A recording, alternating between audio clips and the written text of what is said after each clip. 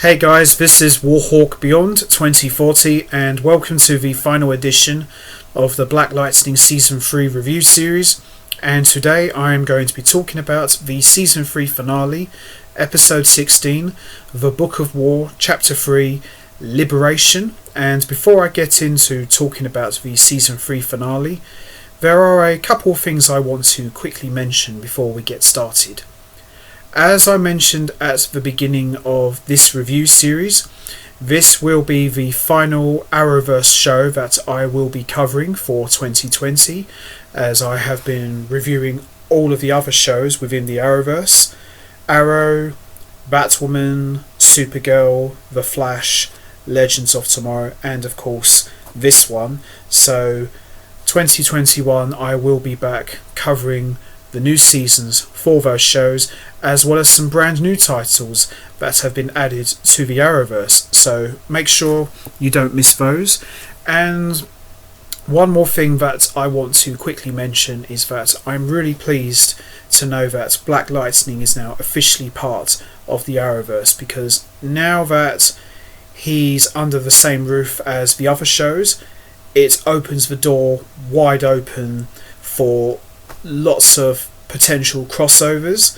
And one crossover I would like to see in the future is Black Lightning teaming up with The Flash, because in the Crisis crossover event I thought Cress Williams and Grant Gustin had some fantastic chemistry, and the potential and the possibility of the two of them teaming up is just mouth-watering, and it's something I would love to see. And now that Black Lightning is part of a quote-unquote team, they haven't got a name, but it looks like it's going to be the Arrowverse's answer to the Justice League.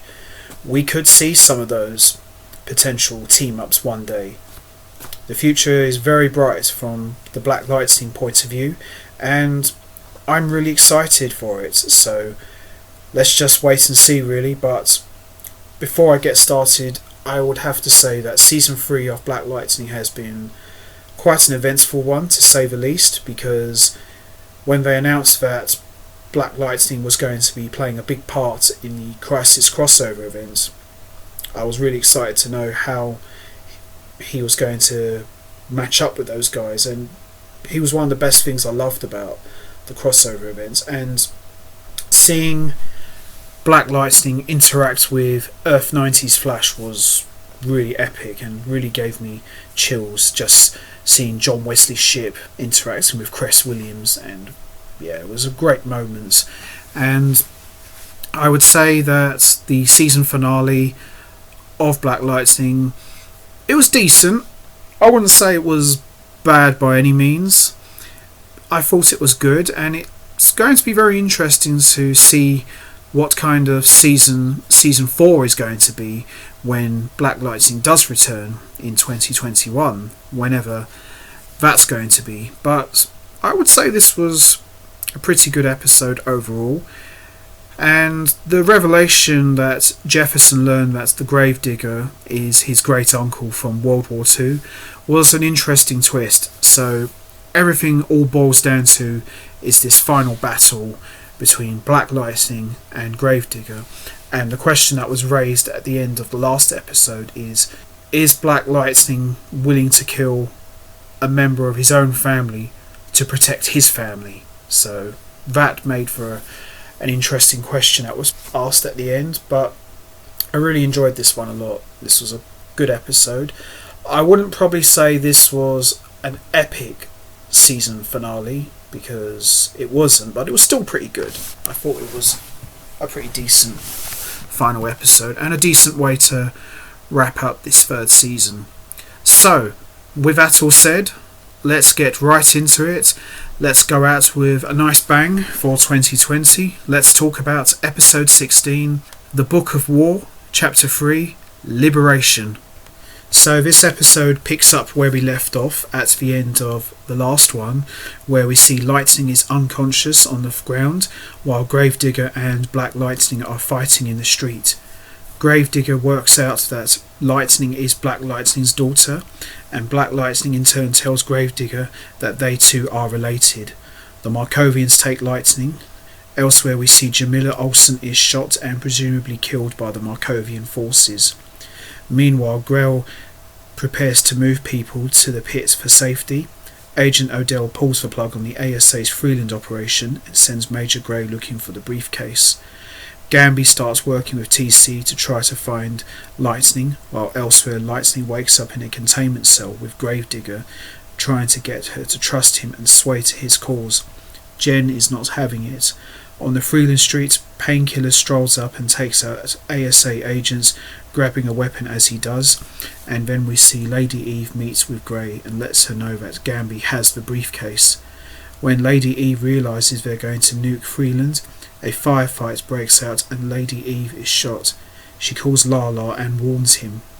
Gamby finds out where he thinks Jennifer is being held, and Black Lightning and Brandon go to rescue her. We then see Jace is tied up at Brandon's, but Commander Williams kills her as one of the classified elements he's supposed to destroy. On the streets, Henderson, along with 2-Bits and Lala and their forces, form an unexpected alliance to take down the Markovians. Williams shows up to kill Lynn next, but she gave herself a meta boost and survives. She continues working on an anti-meta booster to stop Gravedigger. Painkiller is preparing to kill the Pierces when in the Mindscape, Khalil makes a play to take back control and wins. Henderson in the woods comes upon Gravedigger and his forces as they prepare to go to the pits. The Resistance tries to fight him, but he uses his powers to make them all asleep so he can proceed. Thunder and Grace usher the Metas into a safe room, but Gravedigger shows up and mind controls Grace into attacking Thunder. Outside, Henderson comes upon Markovians about to attack Black Lightning and stops them, but is mortally wounded in the process. Black Lightning sits with his good friend as he watches him die. I'm quite sad that they killed off Henderson, because he could have been such a perfect foil for Black Lightning. He could have been like maybe a permanent fixture like Jim Gordon is for Batman, and the fact that they killed him off really saddened me, because I actually liked Henderson, because as I said, he reminds me a bit of Jim Gordon, and it would have been nice to Black Lightning have a good friend in the police station who he can go to for help, or maybe like work off the book if the police are looking the other way. So I was quite saddened that they killed him off like that, but you never know, there could be another version of him from another Earth walking around somewhere. But yeah, this was one of the most emotional moments of season 3. I mean, I was quite surprised that they killed him off like that. I mean, it did seem a bit weird that their Earth gets wiped out and then it's all merged into Earth Prime and then they kill him off anyway, so it didn't really make a lot of sense to me. But at the same time, Henderson went out like a boss, and yeah, I'm going to miss him a lot. He was one of my favourite characters, and he was definitely up there with Gamby, in terms of like a good friend and being a loyal guy to Jefferson and his family, so I am going to miss him. Meanwhile, at the pit, Thunder takes a beating from Grace but ultimately knocks her out. Gamby tells Thunder to stay on mission and they'll come back for Grace. Lynn comes up with a plan to take down Gravedigger, and Black Lightning agrees to it. Lightning and Brandon confront Gravedigger and hit them with their combined powers, briefly holding them off. Odell initiates the self-destruct button, giving the pit 10 minutes before it is gone. Lynn shows up while Gravedigger and Black Lightning are fighting and shoots him with the boost antidote. Lynn and Black Lightning escape right before the pit blows up, leaving Gravedigger behind. Odell gets into a car to leave Freeland and is confronted by Khalil, who shoots him through the spleen and leaves the injured Odell for Black Lightning to handle. The ASA forces attack Gamby's in search of the briefcase and fight their way into the bunker, but are taken out by Gamby and TC. At Anissa's, Lynn breaks the news to her daughter that Grace is in a coma and needs to be in a facility where she can get 24-hour constant care. In Markovia, Tobias has killed a Markovian who tormented him, and after watching a news report decides to head back to Freeland. We then see in Gotham City, yeah, Lynn continues taking Glimmer and testifies at a commission and gets funding for a metahuman boarding school. Black Lightning hands over the briefcase, the ASA is disbanded, and Agent Odell will be prosecuted. It's also revealed that Gravedigger has survived as well, walking away after a bit of shape-shifting on his own, while the Pierces leave the hearing united and strong, as that wraps up Season 3 and the season finale of the show. Overall, as I said, not the most epic season finale of Black Lightning, but it was still a good episode. I thought it was very good, and it's going to be very interesting to see what kind of show Black Lightning is going to be when we get to the 4th season. So I'm just wondering who could be the main villain and which characters could they bring in.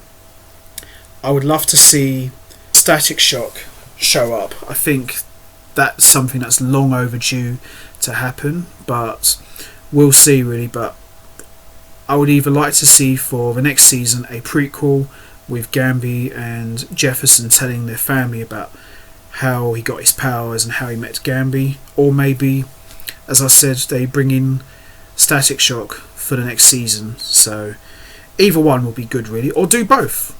Why not do both? I think that could work. So there you have it, guys. I'm going to wrap up this review series. What did you think of the season finale of Black Lightning Season 3? Did you think it was good? What's your thoughts on the ASA being disbanded? Do you think a new threat will come forward? What about Tobias? Could he start something up and cause trouble? What's your thoughts on Gravedigger surviving? Could he be the main villain for the 4th season? You know what to do, guys. Hit the like button, hit the subscribe button, leave your thoughts and comments down below, and the next time I will be back will be in 2021, where I'll be talking about all of the new seasons for the Arrowverse shows and some new titles that have been added.